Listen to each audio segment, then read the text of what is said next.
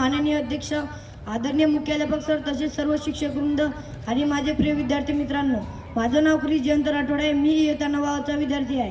तर आज श्री शिवाजी शिक्षण संस्था अमरावती यांच्या वतीने आयोजित 127व्या जयंती उत्सवानिमित्त वक्तृत्व स्पर्धेत डॉक्टर पंजाबराव उपाख्य भाऊसाहेब देशमुख यांचे जीवन व कार्य या अत्यंत प्रेरणादायी विषयावर आपले विचार मांडण्याची मला संधी मिळाली आहे.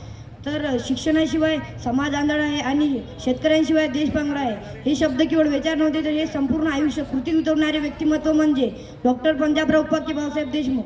तर भाऊसाहेब म्हणजे शेतकऱ्यांची आशा, शिक्षणाची मशाल आणि समाजाची अन्यायाविरुद्ध उभा राहिलेला बुलंद आवाज आणि राष्ट्रनिर्मितीसाठी उभा राहिलेला एक महान नेता.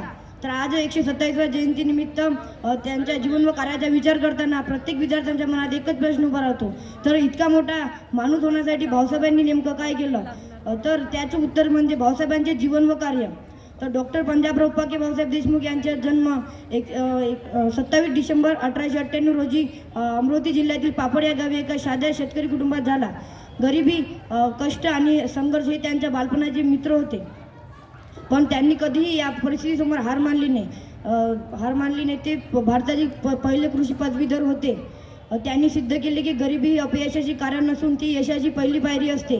तर शिक्षण क्षेत्रात क्रांतिकारी कार्य करणे हे भाऊसाहेबांचे मोठे स्वप्न होते आणि अखेरीस मी एक ओळ म्हणून माझी शब्द संपवितो की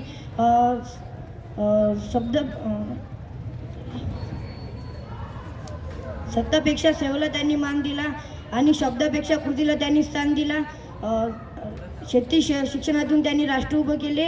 भाऊसाहेबांनी इतिहास नाही तर भविष्य घडवले. धन्यवाद.